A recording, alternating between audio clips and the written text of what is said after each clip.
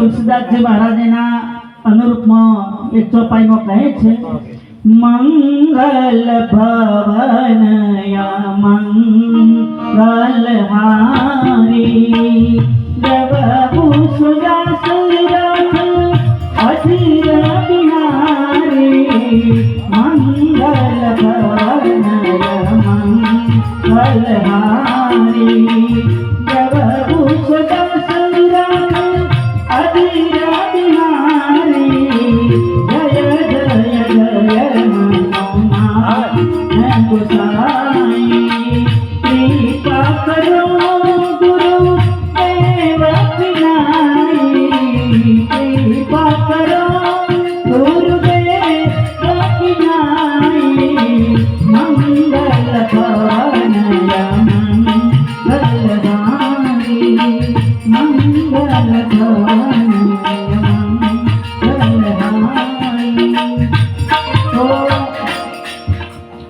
આજનું સ્ટેજ પર મહાપુરુષો બિરાજમાન છે, સર્વ મંગલમય છે. આજની સભા પણ મંગલમય છે અને આજનો આખો દિવસ પણ મંગલમય થઈ ગયો છે. તો રામચરિતમાનસમાં પ્રસંગ છે કે હનુમાનજી મહારાજ લંકામાં અશોક વાટિકામાં સીતાજીને મળ્યા, રામને મુદ્રિકા આપી, રામના કુશળતાના સમાચાર કહ્યા અને છેલ્લે કહ્યું કે માં મને ભૂખ લાગી છે, કંઈ ખાવાનું હોય તો આપો. ત્યારે સીતાજી કહે છે કે અરે હનુમાન, તું આટલે દૂરથી આવ્યો તો રસ્તામાં તને કોઈ ખવડાવનાર મળ્યું જ નહીં. ત્યારે હનુમાનજી મહારાજે બહુ સરસ જવાબ આપ્યો કે માં, રસ્તામાં જેટલા મળ્યા એ બધા ખાવાવાળા જ મળ્યા, કોઈ ખવડાવનાર મળ્યું જ નહીં. સૌ પ્રથમ સંપાતી મળ્યો તો કહે ખાઈ જાઓ, સુરસા મળી તો કહે ખાઈ જાઓ, સિંહિકા મળી તો કહે ખાઈ જાઓ, અને છેલ્લે લંકીની મળી તો તે પણ કહે કે તમે ખાઈ જાઓ. એટલે માં, આ જીવને તૃપ્તિ તો તું જ આપી શકે એમ છે. સીતા એ ભક્તિ છે અને ભક્તિ જ જીવને સાચી શાંતિ આપી શકે એમ છે. તો રામચરિતમાનસમાં આગળ પ્રસંગ છે, અયોધ્યાની જનતાને એક મહાત્માએ પૂછ્યું કે તમારી શી ઈચ્છા છે? ત્યારે અયોધ્યાના લોકોએ કહ્યું કે મહારાજા દશરથજીના ત્યાં એક પુત્રનો જન્મ થાય. તો એકના બદલે 4 દીકરાઓનો જન્મ થયો. પછી પૂછ્યું કે હવે શી ઈચ્છા છે? તો કહે કે ચારેયના નામકરણ સંસ્કાર અને યજ્ઞોપવિત સંસ્કાર થઈ જાય. તો બંને સંસ્કાર પણ થઈ ગયા. પછી પૂછ્યું કે હવે શી ઈચ્છા છે? તો કહે કે ચારેયના લગ્ન થઈ જાય. તો બહુ ધામધૂમથી લગ્ન પણ થઈ ગયા. છેલ્લે પૂછ્યું કે હવે કોઈ ઈચ્છા ખરી? ત્યારે અયોધ્યાના લોકો કહે છે કે અમારા જીવતા સુધીમાં મહારાજા દશરથજી રામચંદ્રજીનો રાજ્યાભિષેક કરી નાખ્યો. તમને એવું નથી લાગતું કે જાણે આપણું જીવન બતાવ્યું હોય? તુલસીદાસજી મહારાજ કહેવા માંગે છે કે માનવીની ઈચ્છાઓનો કોઈ અંત જ નથી, ઈચ્છાઓ વધતી જાય છે અને અંતે એ બધી ઈચ્છાઓ કોઈ દિવસ પૂરી થતી નથી. એટલે ઉપનિષદનું એક સૂત્ર છે કે ઈચ્છા એ જ દુઃખની માં છે. તમામ દુઃખોનું મૂળ કારણ હૃદયમાં ઈચ્છા ઉત્પન્ન થવી તે છે. પણ એ ઈચ્છાઓને ઉત્પન્ન ન થવા દેવાનું મૂળ કારણ શું છે? જો તમારા વાસ્તવિક સ્વરૂપને તમે જાણી લો તો ઈચ્છાઓ ઉત્પન્ન થતી બંધ થઈ જાય છે. તો આપણે જેવડો પ્લોટ હોય એવડો કોઈ દિવસ બંગલો નથી બનાવતા, અને જેવડો બંગલો હોય એવડો દરવાજો નથી હોતો, અને જેવડો દરવાજો હોય એવડું તાળું નથી હોતું, અને જેવડું તાળું હોય એવડી ચાવી નથી હોતી. ચાવી બિલકુલ નાની હોય છે, પણ આ નાનકડી ચાવી આખા એ બંગલાને ઉઘાડવા જ કરે છે. તો આ સુખ દુઃખના દ્વારને ખોલવા વાળું આ માનવ શરીરમાં એક મન જ છે. મન એવં મનુષ્યાણામ કારણમ બંધ મોક્ષાયુ. મન એ જ બંધનનું કારણ છે અને મન એ જ મુક્તિનું કારણ છે. એક ભક્ત કોઈ મહાત્મા પાસે ગયો તો મહાત્માએ કહ્યું કે દ્વાર ખુલા. પેલા ભક્તએ કહ્યું કે कैसा द्वार? महात्मा ने कही कि तुम्हारे भीतर एक अमृत का झरना बहता है, वहां तक पहुंचने का द्वार खुला. त्यार पेला भक्तए कह્યું कि चाबी तो तुम्हारी पास है. एवा गुरुजी મળે તો તાળા મારવું ગળે રે. એવા ગુરુજી મળે તો તાળા મારવું ગળે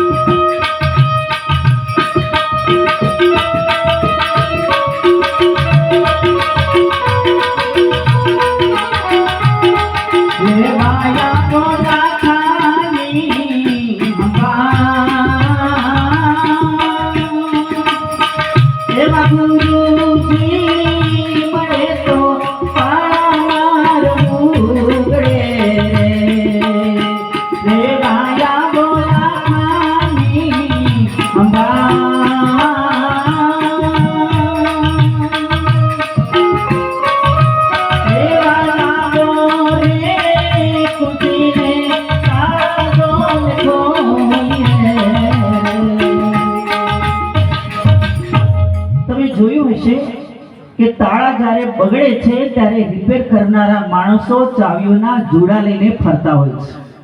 તમે જ્યારે બગડેલું તાળું આપો તો એક ચાવીથી ન ખુલે તો એમની પાસે ઘણી બધી ચાવીઓ હોય છે, પણ ઘણા તાળા એવા કટાઈ ગયેલા હોય છે કે તૂટે પણ ખુલે નહીં.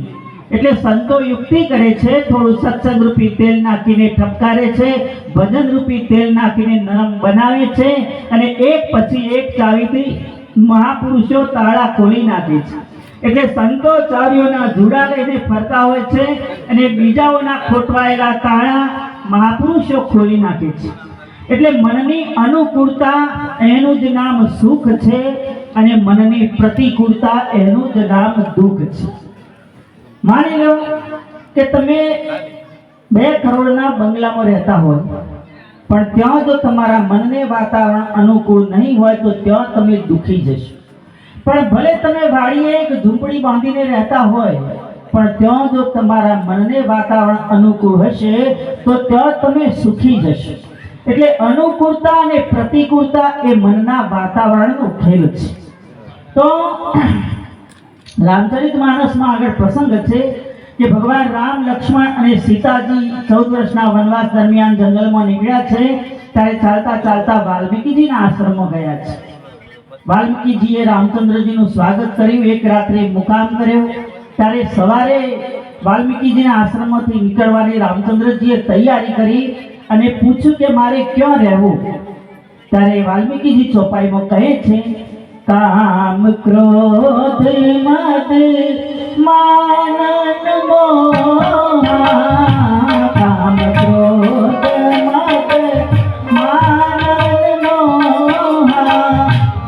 जिन हर कंपत पतन माया, तिन रग जब सहु रघुराया, तिन रग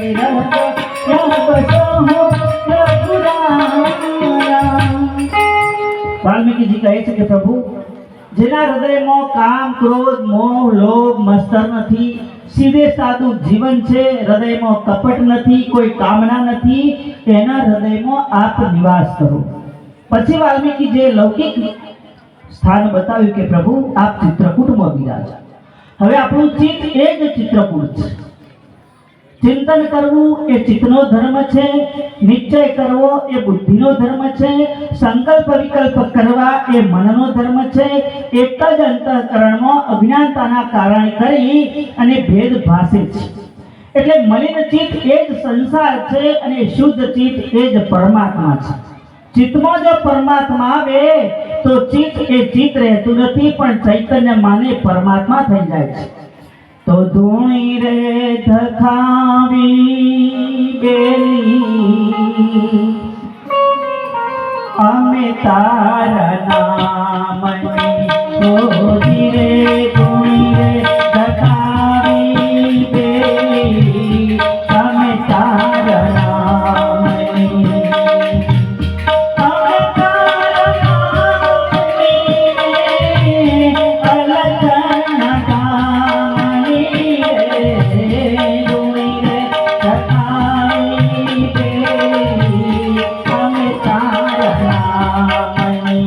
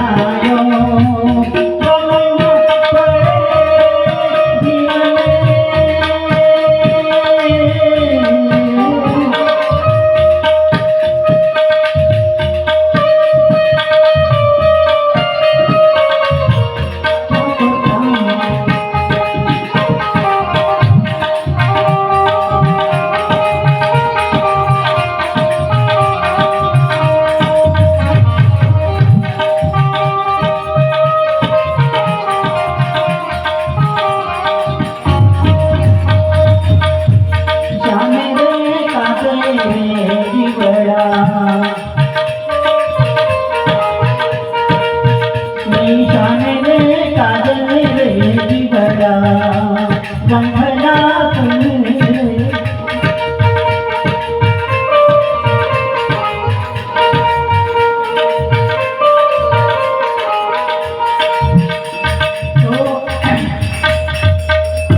તુકારામના જીવનમાં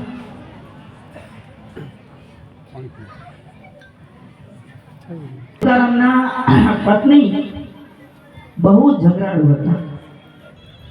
તુકારામને જ્યારે જ્યારે બોલાવે ત્યારે કર્કશ વાણીથી બોલાવે, પણ તુકારામ મહારાજ એમની મધુર વાણીમાં જ જવાબ આપ્યો. એક દિવસ તુકારામના પત્ની બહાર બેઠેલા ત્યારે કોઈ ભક્તએ આવી અને પૂછ્યું કે તુકારામ મહારાજ ઘરે છે? ત્યારે એમના પત્નીએ કહ્યું કે એને બીજો શું ધંધો છે, આખો દિવસ સત્સંગ કરવો છે, વિઠ્ઠલ વિઠ્ઠલ કરવું છે, અને આ વિઠ્ઠલે તો મારો સંસાર બગાડી નાખ્યો છે. એક દિવસ તુકારામ મહારાજને કોઈ ખેડૂતે ખેતરમાં સત્સંગ કરવા માટે બોલાવ્યા. ખેડૂતે એના ખેતરમાં શેરડી વાવી હતી. 2 કલાક સુધી તુકારામ મહારાજે સત્સંગ કર્યો. સત્સંગમાં પેલો ખેડૂત બહુ જ ખુશ થઈ ગયો. ત્યારે એક ભારો બાંધી અને શેરડી કાપી અને તુકારામ મહારાજના માથે ઉપડાવી દીધી. તો શેરડી જોઈ અને લોકો રસ્તામાં તુકારામ મહારાજને પગે લાગે. કોઈ કહે મહારાજ જય ગુરુદેવ, કોઈ કહે જય શ્રી કૃષ્ણ, કોઈ કહે જય સચ્ચિદાનંદ. તો તુકારામ મહારાજ બધાને એક સોંઠો આપતા જ રહે. છેલ્લે ત્યારે ઘરે આવ્યા ત્યારે માત્ર 1 સોંઠો બચ્યો. એમના પત્નીને સમાચાર મળી ગયેલા કે ખેડૂતે તો આખો ભારો બાંધીને શેરડી આપી હતી, પણ લોકોને વેચી દીધી. એમના પત્નીનો કર્કશ સ્વભાવ હતો. ભાઈ થોડી વાર રહીને પાછળથી ચાલુ કરો ને, આગળ રવા દો, થોડી વાર ડિસ્ટર્બ થશે, થોડી વાર માટે.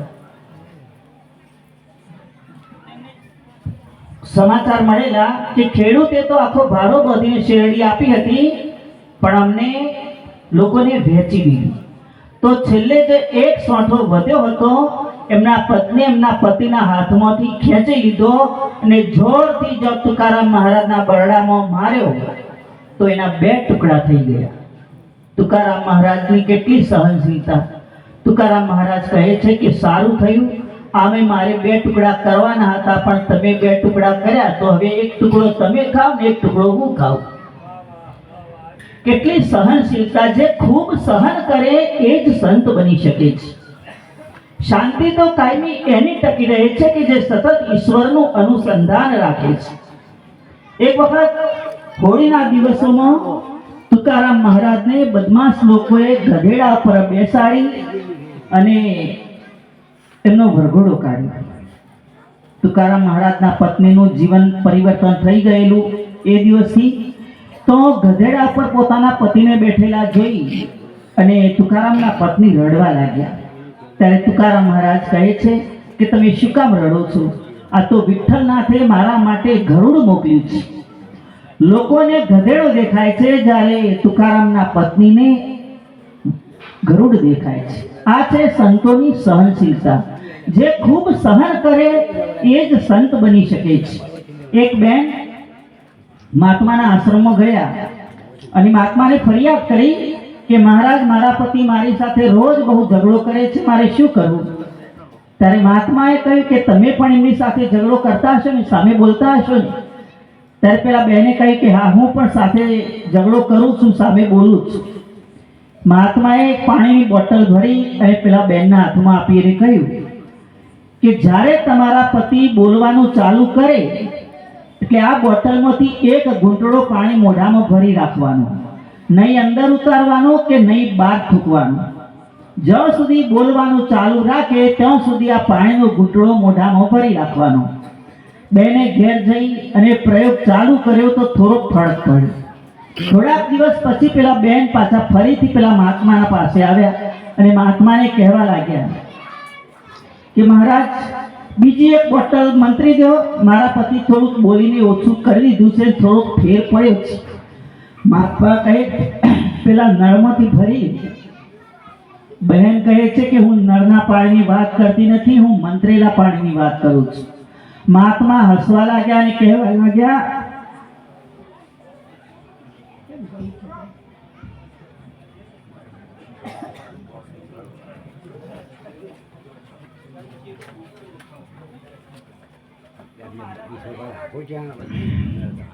મહારાજ કહે છે કે બેન, હું કઈ મંત્ર તંત્ર જાણતો નથી, પણ આજે થોડો ફેર પડ્યો છે. એનું કારણ અવાજ વધારે ઊંચી કરો.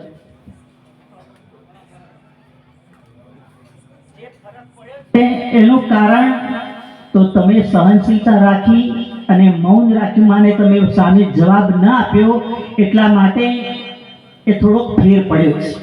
એટલે કહેવાનો ભાવ મારો એ છે કે સમાજમાં દીકરાઓ, નાની વહુઓ સાસુ સસરાને સામે જવાબ ન આપે, પોતાના પતિને સામે જવાબ ન આપે, તો ઘરમાં કાયમી માટે સુખ અને શાંતિ બન્યા રહેશે. પણ જો સહનશીલતા ગુમાવી તો ઘરમાં કાયમી માટે ફાગણ સુદ પૂનમ રહેવાની. એટલે ખૂબ સહન કરશો તો શાંતિ બની રહેશે. તો સંતપણા રે માનવ નથી મફતમાં મળતા. સંતપણા રે માનવ નથી મફતમાં મળતા. નથી મફતમાં મળતા એના મૂળ ચૂકવવા પડતા સંતના.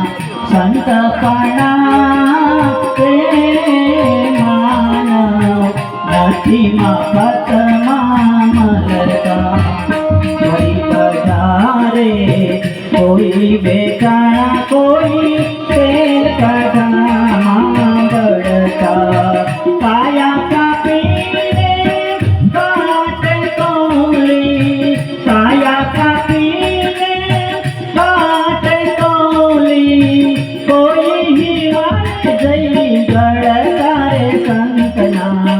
સંતપણા રે માનવ નથી મફતમાં મળતા.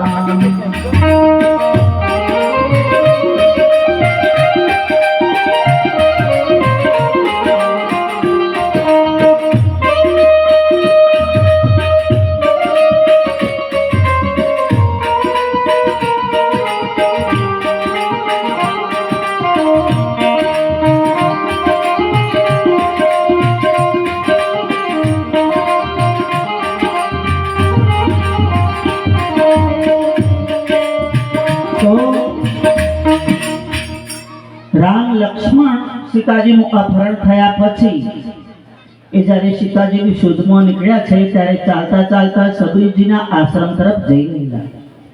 તો સબરીજીના આશ્રમ તરફથી જે હવા આવતી હતી એ હવા રામ રામ બોલતી હતી. લક્ષ્મણજીને સંશય થયો કે આ કોઈ રાક્ષસે માયા રચી લાગે છે. તરત જ રામચંદ્રજીને પૂછી લીધું કે પ્રભુ, આ હવા રામ રામ કેમ બોલે છે? કોઈ રાક્ષસે માયા રચી લાગે છે. રામચંદ્રજીએ કહ્યું કે લખન, કોઈ રાક્ષસે માયા નથી રચી, પણ આજ સુધી આપણે સંતોને દર્શન આપવા જતા હતા, પણ આજે આપણે એક સંતના દર્શન કરવા જઈ રહ્યા છીએ. લક્ષ્મણજી કહે છે કે પ્રભુ, કોઈ સંત બેઠા છે? રામચંદ્રજીએ કહ્યું કે હા લખન, એ પુરુષ નહીં પણ મહિલા સંત બેઠા છે. અને એના એટલા બધા જપ વધી ગયા છે કે આજુબાજુનો પ્રદેશ પણ મંત્રમય બની ગયો છે. તમે કદાચ ખ્યાલ હશે કે શિવાજી મહારાજ, છત્રપતિ શિવાજી મહારાજના ગુરુ સમર્થ રામદાસ સ્વામી દાસબોધમાં લખે છે કે 13 કરોડ ઉપર જપ વધી જાય પછી આજુબાજુનો પ્રદેશ પણ મંત્રમય બની જાય છે. તો સબરીજીની વાત એ તો ત્રેતા યુગની છે, પણ હમણાંની એટલે કે આ ચાલુ કલયુગની વાત છે કે મહારાષ્ટ્રમાં જનાબાઈ કરી અને મહાન મહિલા સંત થઈ ગયા. એ છાણા થાપતા હતા, પણ વિઠ્ઠલ વિઠ્ઠલના જાપ બહુ જ વધી ગયેલા. તો એ જનાબાઈના છાણા કોઈ ચોરી જતું હતું. જનાબાઈએ કોઈ ભાઈને ફરિયાદ કરી કે મારા છાણા કોઈ ચોરી જાય છે. પેલા ભાઈએ કહ્યું કે ચોર તો પકડીએ, પણ કોઈ નિશાની હોય તો ચોર પકડાય, એમને કેવી રીતના ચોર પકડવું? ત્યારે જનાબાઈએ કહ્યું કે તમે ઘરે ઘરે જઈ છાણાની તપાસ કરો, છાણાને કાને અડાડજો અને જે છાણામાંથી વિઠ્ઠલ વિઠ્ઠલનો ધ્વનિ આવે તમને સંભળાય તો માની લેજો કે એ મારા છાણા. અને એ જ નિશાનીથી ચોરે એમને પકડાયો.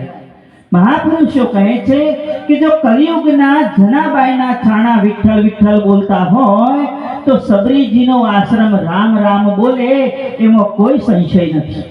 એટલે તો ભગવાન રામચંદ્રજી પોતાના સ્વમુખે સબરીજીને નવધા ભક્તિનો ઉપદેશ આપતો ચોપાઈમાં કહે છે કે મંત્ર જાપમાં દ્રઢ વિશ્વાસા પંચમ ભજન સો વેદ પ્રકાશા મંત્ર જાપમાં દ્રઢ વિશ્વાસા પંચમ ભજન સો વેદ પ્રકાશા કઠદમશીલ વિરતિ બહુ કર્મા નિરત નિરંતર સજ્જન ધર્મા મંત્ર જાપમાં દ્રઢ વિશ્વાસા.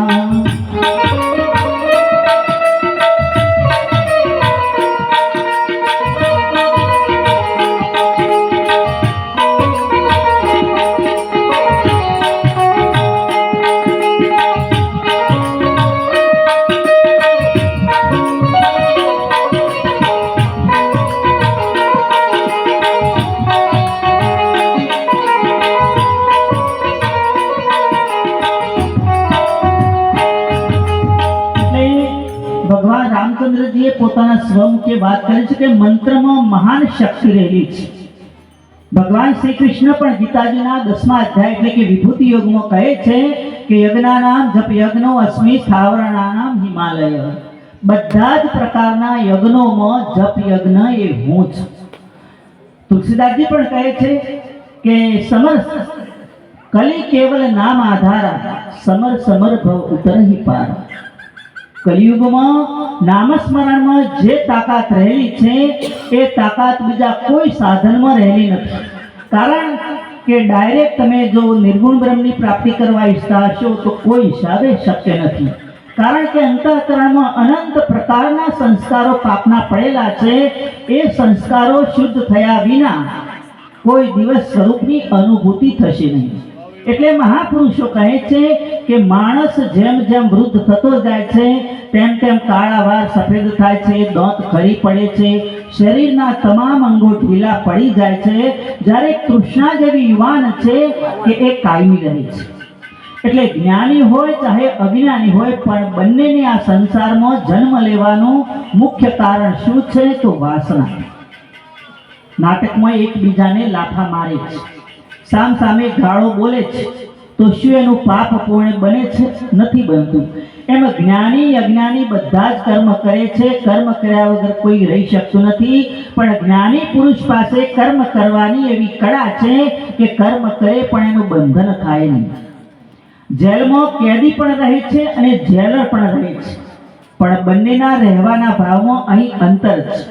એમ જ્ઞાની પુરુષનું કર્મ જેલર જેવું છે, જ્યારે અજ્ઞાની પુરુષનું કર્મ કેદી જેવું છે. પણ જ્ઞાની પુરુષ મુક્ત ભાવથી કર્મ કરે છે. તમારા માથે જો કોઈ દેવું હોય તો દેવામાંથી તમારો દીકરો તમને મુક્ત કરે. તમારા માથા ઉપર જો કોઈ વજન હોય તો કોઈ બીજો માણસ ઉચકી લે. પણ તમને ભૂખ લાગી હોય તો ભૂખનું દુઃખ કોણ મટાડે? એ તો તમે જાતે જમો તો જ ભૂખનું નિવારણ થાય. એમ હું શરીર નથી પણ